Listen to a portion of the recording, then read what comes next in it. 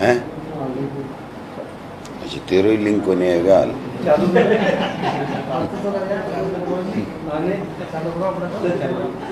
चालू ही हो दो ही हो रहा है यार, पूछ ले कटे से रहेगा।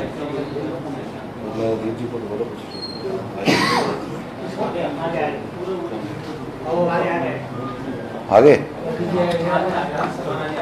अजीत जी आ गए, गोवर्धन जी से 1 मिनट हो गया। कोई बात नहीं, गोवर्धन जी तो बीच में आके भी पेच डाल देगा।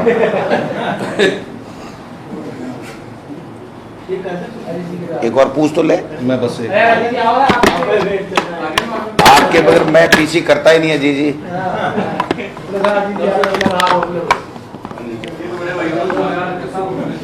चालू करें भाई।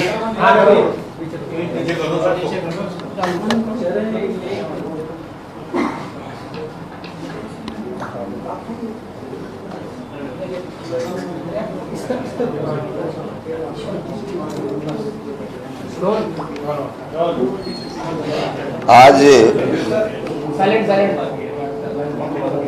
भारतीय जनता पार्टी ने भ्रष्टाचार के विरुद्ध में सचिवालय के घेराव का कार्यक्रम रखा था और तकरीबन 20,000 से अधिक लोगों को बुलाया गया था और इससे भी कहीं अधिक आने का उन्होंने ऐलान किया था। आज जब ये कार्यक्रम हुआ इनका भाजपा का, तो ऊपर से ऊपर 1500 लोगों से ज्यादा इनके पास में भीड़ नहीं जुट पाई और जो मंच के ऊपर मौजूद थे, जो उपस्थित हुए, जिन्होंने अपनी बात रखी, उनमें से एक भी व्यक्ति ने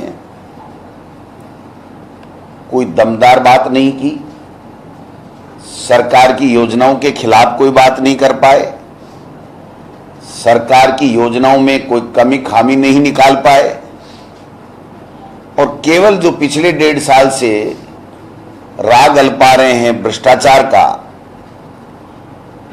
उसी को रिपीट करके अपने कार्यक्रम की इतिश्री की है। प्रमुख बात यह है कि 4-5 महीने चुनाव के रह गए, लेकिन भारतीय जनता पार्टी अपने आप को सरकार के विरोध में किसी भी कार्यक्रम में एक नहीं कर पाई। जो इनका प्रमुख चेहरा है भाजपा का, जो पूर्व मुख्यमंत्री है वसुंधरा राजे जी और पूर्व प्रदेशाध्यक्ष जो उपनेता भी हैं सतीश पूनिया जी, उनका इस कार्यक्रम से दूरी बनाना यह प्रमाणित करता है, यह साबित करता है कि इनके केवल मतभेद नहीं है बल्कि इनके मनभेद हैं। जितने भी वक्ता बोले उसमें एक भी नेता ओबीसी का नहीं था। ओबीसी का राग अल्पाने वाले, ओबीसी की राजनीति करने की बात करने वाले, विश्व को अपने आप की सबसे बड़ी पार्टी बताने वाले, जो 50% से ऊपर ओबीसी है, उनके प्रतिनिधि के तौर के ऊपर एक भी वक्ता वहां पर नहीं था और न वहां पर बोला गया। ये इनकी कलई खोलता है कि ये कितने गहरे पानी में डूबे हुए हैं। दूसरी बात, कर्नाटक से और कर्नाटक की हार से बौखला करके ये आनन फानन में गैर जिम्मेदाराना वक्तव्य दे रहे हैं, सरकार के ऊपर झूठे आरोप लगाने की कुचेष्टा कर रहे हैं और एक तरीके से धमकियां भी दे रहे हैं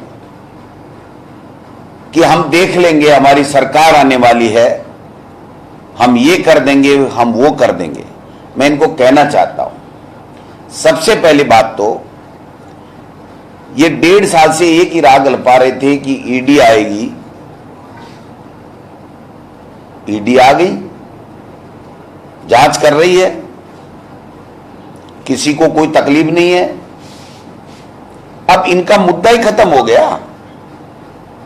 जो दोषी होगा जिसने अपराध किया होगा, जिसने मनी लॉन्ड्रिंग की होगी, वो दूध का दूध पानी का पानी हो जाएगा। कहां दिक्कत आ रही है? जब आप स्वयं ये कह रहे थे कि हम ईडी ला रहे हैं, ईडी आ जाएगी, ईडी आ जाएगी, तो वो ईडी तो इनका जो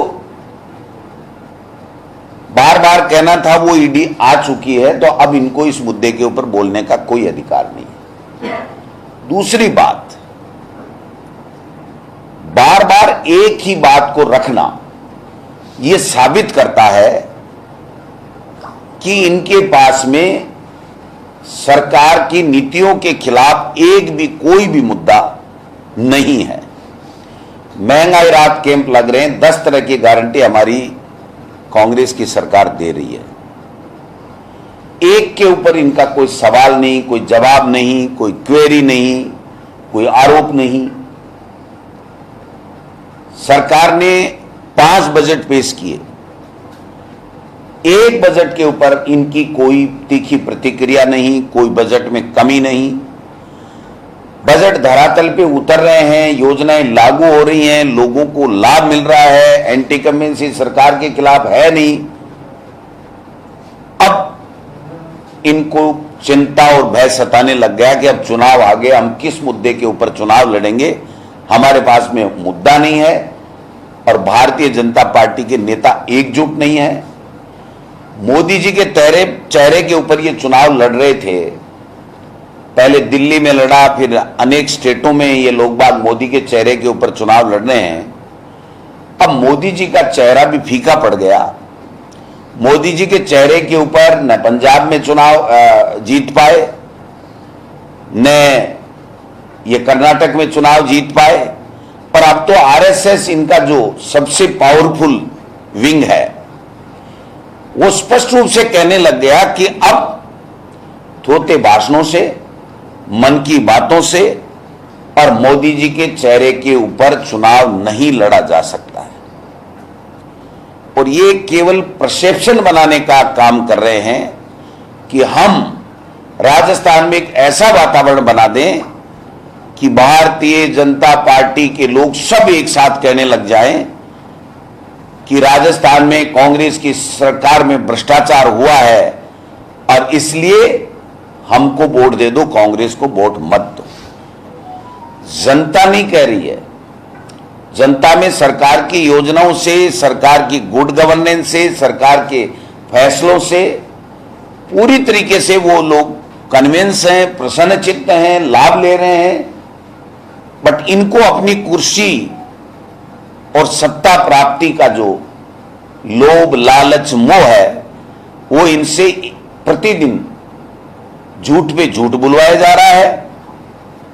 ये सारे के सारे हरीश चंद्र जी के बेटे बनकर के राजस्थान में प्रदेश की जनता का रोजाना अपमान कर रहे हैं। प्रदेश की जो ब्यूरोक्रेसी बहुत अच्छा काम कर रही है उनको बदनाम करने का काम कर रहे हैं। चाहे नेता हो, चाहे वो ब्यूरोक्रेट्स हो, चाहे वो नीचे स्तर का कर्मचारी हो, चाहे किसी भी पॉलिटिकल पार्टी का कार्यकर्ता हो, हमारी सरकार पारदर्शिता के साथ में जहां भी कोई भी गड़बड़, घोटाला, कोई भी भ्रष्टाचार होने की जब सूचना मिलती है या अपने तंत्र से पता लगाती है और वहां अगर भ्रष्टाचार पाया जाता है, गड़बड़ पाई जाती है, घोटाला पाया जाता है, कोई अपराध घटित होता है तो उसके ऊपर त्वरित एक्शन लेती है। और उसी के कारण से आप देख लीजिए कि सचिवालय में किसी व्यक्ति विशेष ने, किसी लोक सेवक ने बेईमानी की, अपराध किया, चोरी की, उसको आप सब लोगों को बुला करके डीजी और सीएस की मौजूदगी में प्रेस कॉन्फ्रेंस करके ये बताया गया कि यहां पर ये पैसा मिला है और ये हम लोग एसीडी में दे रहे हैं और उसकी जांच करा रहे हैं। जब पेपर लीक में आरपीएससी में एक सदस्य की संलिप्तता पाई गई इन्वेस्टिगेशन में, तो उसके खिलाफ भी कार्रवाई की गई, उसको गिरफ्तार किया गया, उसके यहां से बरामदगी की गई। ऐसा उदाहरण आपको केंद्र की मोदी सरकार में कोई नहीं मिलेगा। आपको राजस्थान में पिछले 5 साल और उससे पहले भी वसुंधरा जी की सरकार थी, एक भी केस नहीं मिलेगा। हमने बहुत पिछले 5 साल देखा था। आप बताइए, एक अधिकारी को गिरफ्तार कराने के लिए हम लोग दिल्ली तक गए थे, तब जाकर के एक अधिकारी गिरफ्तार हुआ था। किसी ने कोई इस्तीफा दिया हो तो बताओ, इनके ऊपर आरोप लगे थे। और जो माइनिंग घोटाला था उसमें आप बताइए, अगर वो सही होते तो वो माइनिंग निरस्त क्यों होती? इससे यह साबित होता है कि जो पिछली 5 साल में जो गड़बड़ियां हुई, जो घोटाले हुए, जो भ्रष्टाचार हुआ, कहीं न कहीं भारतीय जनता पार्टी के आज के वर्तमान के नेता प्रत्यक्ष अप्रत्यक्ष रूप से उन अपने ही नेताओं की तरफ अंगुली उठा करके साजिशन, उनको पॉलिटिकली टारगेट करके उनके मुद्दे उठा करके और अपने आप को अग्रिम पंक्ति में स्थापित करने का प्रयास कर रहे हैं। उनको मुबारक हो। अगर इनमें से कोई नेता खुले रूप से वसुंधरा जी के किसी भी एक्शन के ऊपर, उनके भ्रष्टाचार के ऊपर, उनके शासन के ऊपर अगर कोई आरोप उठाता है, आरोप लगाता है, कोई प्रश्न उठाता है, तो ये अच्छी बात है। इतने पारदर्शी हो गए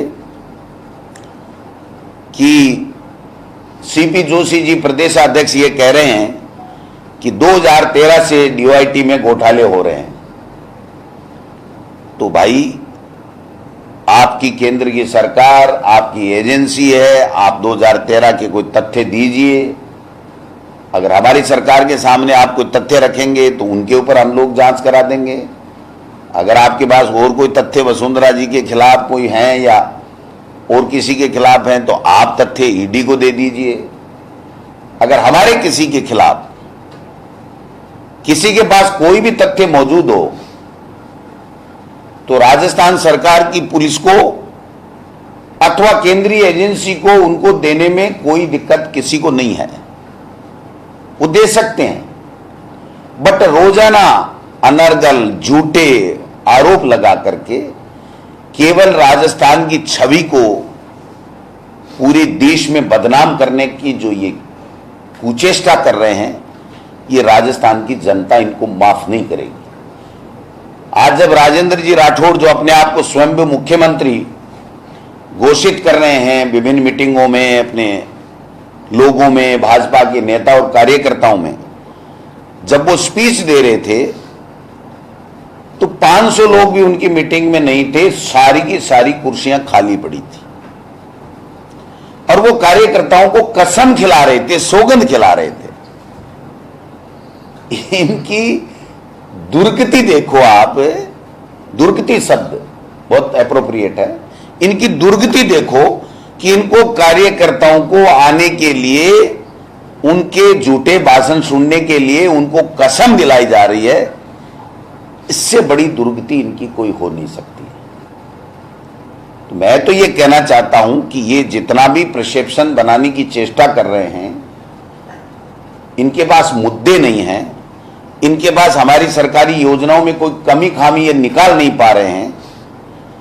और ऐसे लोग बोल रहे हैं, आज भाषण दे रहे हैं बीजेपी के लोग जो मंच के ऊपर स्पीच दे रहे थे। हमारे एक मारवाड़ी में कहावत है कि छाजला तो बोले चलनी भी बोले। तो भ्रष्टाचार के आकंठ में डूबे हुए लोग और भ्रष्टाचार के आरोप दूसरे लोगों पे लगा रहे हैं, इससे बड़ी कोई गलत बात हो नहीं सकती है। मैं पुनः कहना चाहूंगा कि आप मुद्दों की बात कीजिए, आप कोई सरकारी योजनाओं में कमी खामी है तो उसकी बात उठाइए। अगर आपके पास कोई तथ्य मौजूद हैं तो आप उसकी, भ्रष्टाचार की कोई बात है तो उठाने में कोई परहेज नहीं है। लेकिन इनकी तो होड़ मची हुई है कि कौन आगे निकले, कौन मोदी जी और अमित शाह का प्यारा बने, कौन कितना झूठ बोल करके कितना आरोप लगा सके।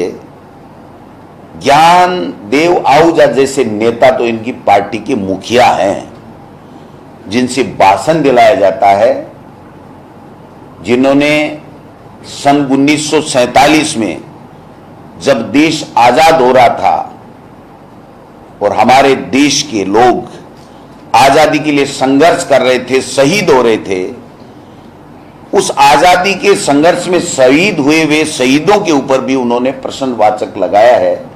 इससे बड़ी शर्म की बात कोई हो नहीं सकती। इससे पहले भी उनका एक वीडियो वायरल हुआ था, हालांकि वो कोई बहुत बड़े नेता नहीं है, मैं उनका नाम बार बार लूं तो मैं खुद भी संकोच कर रहा हूं कि मैं ऐसे लोगों का क्यों नाम ले रहा हूं। लेकिन आपने देखा होगा कि उन्होंने एक मीटिंग में कहा था कि मैंने हमारे वालों को कहा कि निपटा दो, मार दो, हम आपकी जमानत करा देंगे। एक धार्मिक उन्माद फैलाने की जिस तरह की बयानबाजी उनके द्वारा की गई, एक भी भाजपा के नेता के द्वारा उसकी आज तक निंदा नहीं की गई। इसका मतलब साफ है कि ऐसे लोगों को, जिनको बोलना नहीं आता, जिनको जनता ने नकार दिया, ऐसे लोगों को मंच पे खड़ा करके ये लोग बात स्पीच दिलवा करके राहुल गांधी जी, अशोक गहलोत जी जैसे नेताओं के खिलाफ बयानबाजी करवाते हैं। मैं समझता हूं कि आज का इनका जो शो था वो पूरी तरीके से फेल था। इनकी खुद की फूट उजागर हुई है। ये इतने दूर जा चुके हैं एक दूसरे के कि एक होना नामुमकिन है। इनको चाहिए कि जनता के बीच में जाएं, सरकार की योजनाओं में कोई कमी है तो वो बताएं, सरकार की योजनाओं का कोई लाभ किसी को नहीं मिल रहा है तो उसकी बात करें, और जनता में जाकर के ये भी बताएं कि 25 में से 25 सांसद 2 बार आ गए। आपने 9 साल में केंद्र की सरकार से क्या ला करके दिया? ईआरसीपी के बारे में एक शब्द नहीं बोलते हैं। केवल और केवल झूठ बोल करके राजस्थान की छवि को बदनाम करने की चेष्टा करते हैं। और जो सरकार अच्छा काम कर रही है, जो अच्छी नीतियां ला रही है, अच्छा लोगों को, गरीब लोगों को लाभ मिल रहा है, उनका लाभ कैसे रुके, कैसे वो गुमराह हो और कैसे इनको सत्ता प्राप्त हो सके, ये इनके इन प्रकारेण उसमें लगे हुए हैं जिसमें वो कभी कामयाब नहीं होंगे।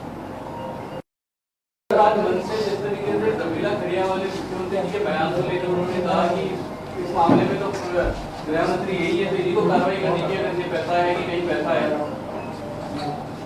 क्या सर, रवीला खड़िया को लेकर प्राप्त कल मुख्यमंत्री जी थे तो उन्होंने कहा कि इनके पास पैसा इन लोगों की डिग्री में रख दिया था, इन्होंने स्वीकार नहीं किया। उस बात पर आज वहाँ बीजेपी के नेताओं ने कहा कि अगर मुख्यमंत्री को ऐसा पता था तो गृहमंत्री वही से वही कार्रवाई करते। देखिए, जो भी प्रकरण था उसकी विभिन्न धाराओं के अंदर FIR लॉन्च हुई है और उसके अंदर जो भी कार्रवाई होनी है उसके अंदर वो कार्रवाई होनी है। अलग से किसी तरीके की कोई FIR इस बात की नहीं है। पहले से जो मुकदमे दर्ज हैं उसके अंदर जो भी कार्रवाई होगी वो सबके सामने आ जाएगी। वैसे अभी जमहूरियत के अनुसार भीड़ नहीं जुटी, इसको लेकर भाजपा के तमाम नेताओं ने कहा कि भीड़ नहीं, अब तो वोट जुट जाएंगे भाजपा के। वोट तो आदमी तो डालते हैं भाई।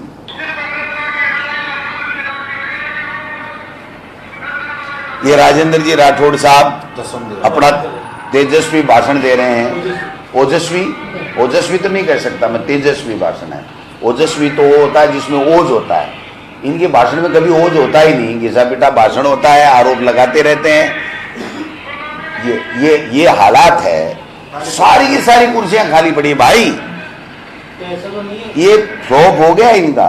ऐसा तो नहीं है नए जो बीजेपी के अध्यक्ष हैं उनको निपटाने का काम हो गया। वो तो रोज ही करते हैं, आज नई क्या चीज है आप बताइए। जब सतीश पूनिया जी अध्यक्ष थे तो एक दिन भी ऐसा नहीं गुजरा भाई साहब कि उपनेता, जो कि कोई पोस्ट नहीं होती है, कोई संवैधानिक पोस्ट नहीं है, बट उनके स्पीच के ऊपर, उसके कमेंट के ऊपर कमेंट डालते थे और हर अखबार में उनके साथ वो छपते थे। अब बेचारे सीपी जोशी छप ही नहीं रहे, राजेंद्र जी राठौड़ ही छप रहे हैं। तो ये तो इनके अंदरूनी मैं बता चुका, अब ज्यादा क्या खुलासा करोगे? कुछ होता तो खुलासा करता, कुछ है ही नहीं इनमें। इनमें तो इतने आपस के झगड़े हैं, इतने फ्रैक्शन हैं, इतने इनके मनभेद हैं कि ये कभी दूर हो ही नहीं सकते। सर, कई कांग्रेसी नेता, सुभाष मेहरिया या कई ऐसे नेता कांग्रेस में नदारत रहे 4 साढ़े 4 साल, अब वो बीजेपी में जा रहे हैं और वो कह रहे हैं कि साहब हमें चुनाव भी जीत जाएंगे, बीजेपी मजबूत भी हो जाएगी, बीजेपी कार्यालय में जश्न मनाया जाता है, पार्टी ज्वाइन कर रहे हैं कई लोग ऐसे। वो तो देखो, इनका हमेशा से ही है कि जिनके ऊपर ये खुद भ्रष्टाचार के आरोप लगाते हैं और जब इनको जरूरत होती है तो चाहे वो कांग्रेस का हो, चाहे बसपा का हो, चाहे इनकी पार्टी का निकाला हुआ हो, चाहे छोड़ा हुआ हो, उन सबको वापस लेकर के कहते हैं कि इनसे बड़ा कोई ईमानदार इस देश पे नहीं है और वो बिल्कुल पाक साफ हो गया और ईमानदार हो गया। ये तो इनकी शुरू से थ्योरी रही है। जिन हमारे कांग्रेस के में रहते हुए नेताओं के ऊपर, जिन लोगों के ऊपर आरोप लगाया करते थे और बड़े बड़े आरोप लगाया करते थे, संगीन आरोप लगाया करते थे, जब से उनकी पार्टी में शिफ्ट हुए हैं तब से वो बिल्कुल हरीशचंद्र जी बन गए, सारे ईमानदार हो गए, एक भी उनमें से बेईमान नहीं है। तो ये तो भाजपा की नई वो जो है वो पॉलिसी है जी। हाँ, तो जाना चाहिए ना। पहली बात तो देखिए, ईडी अपराधियों तक जाए, इसमें किसी को कोई दिक्कत नहीं है। नाथी के बाड़े का जो वो उपयोग कर रहे हैं, ये एक ब्राह्मण महिला जो समाज सेवी थी, बाल विधवा हो गई थी, सबकी मदद करती थी, किसी से मदद के बदले कुछ भी नहीं लेती थी, ऐसी महिला थी नाथीबाई।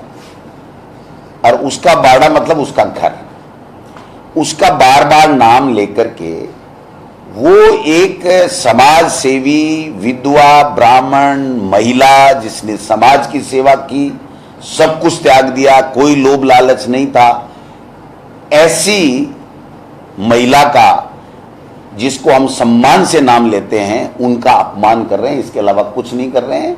और ये जुमलेबाजी मोदी जी हों, चाहे मोदी जी के बाद के ये नीचे वाले प्रोडक्ट हों उनकी पार्टी के, वो सब इसी तरीके की भाषा बोलते हैं, क्योंकि इनके पास में कोई कंटेंट नहीं होता है, इनके पास में कोई ठोस मुद्दा नहीं होता है, इसलिए वो इस तरीके की बातें कर करके और अपना रोचक बनाने की चेष्टा करते हैं स्पीच को। किरोड़ीलाल जी बड़े घोटाले को खुलासा करना चाह रहे हैं। वो कह रहे हैं कि जल जीवन मिशन हो, भले खान के घोटाले हो, मैं और भी घोटालों का खुलासा। देखिए, किरोड़ीलाल जी तो एक अलग ही व्यक्तित्व के धनी हैं।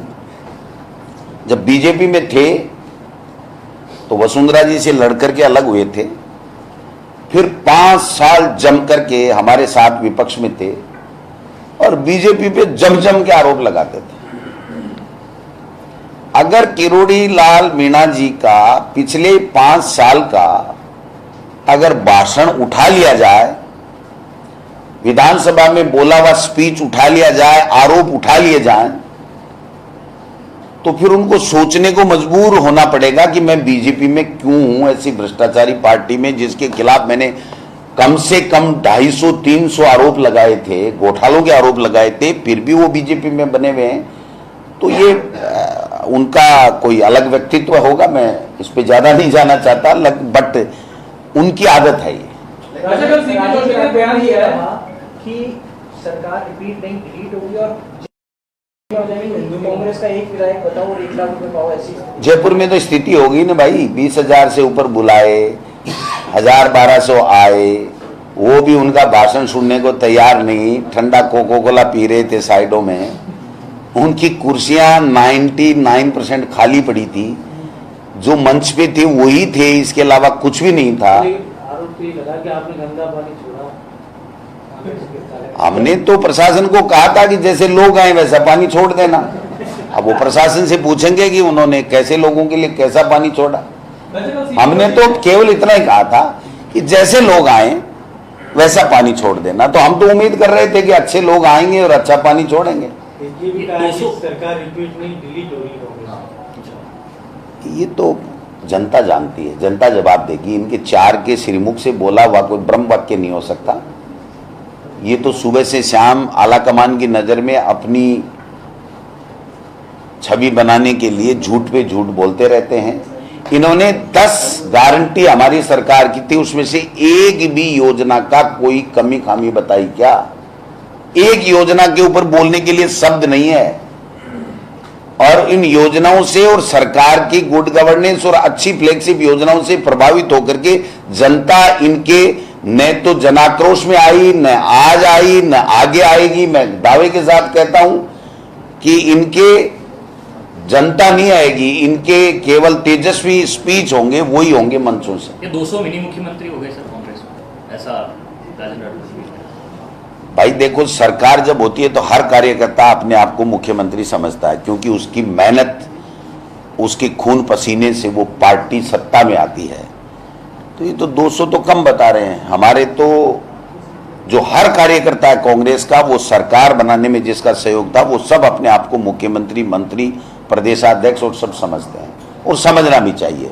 इनके यहाँ 2-4 को ही समझो, बाकी किसी को मत समझो। ये कर्नाटक में आपने कहा कि 40% का भ्रष्टाचार है, अरुण सिंह जी कह रहे हैं कि 22% का भ्रष्टाचार है राजस्थान में। अरुण सिंह जी को कौन सुनता है यार? कोई सीरियस लेता है क्या अरुण सिंह जी को? अरुण सिंह जी ने कभी कोई कमाल किया है क्या? यहाँ 3-4 साल से ये प्रभारी हैं, ये इनको तो एक नहीं कर पाए।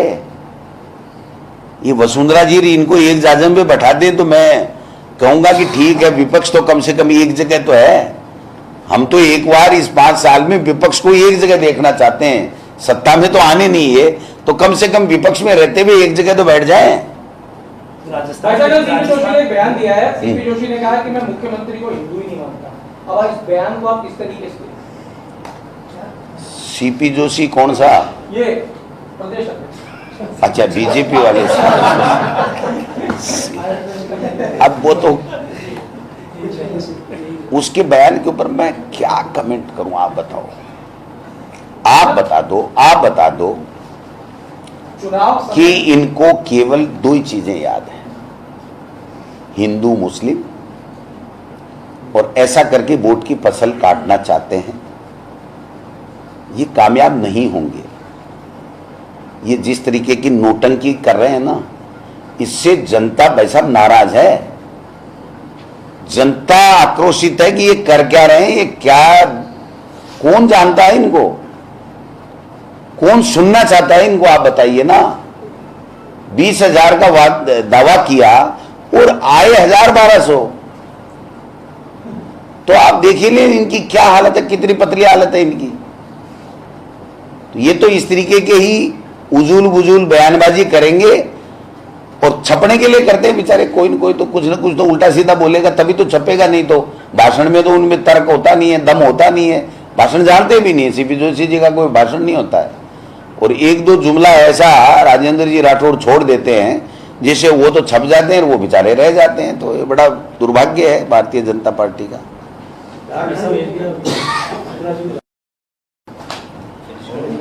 अब भाई कहाँ भेजेंगे यही जाने। आपने कहा कि भाजपा के प्रदेश प्रभारी ने सबको एक जाजम पर बैठाने का काम नहीं कर पाए। क्या राजस्थान के प्रदेश प्रभारी ने सब एक हैं, सब एक हैं? देखा नहीं आपने दिल्ली में? फोटो नहीं देखी आपने? दोबारा वीडियो भेज दूंगा मैं। सब एक है। थैंक यू, नमस्कार।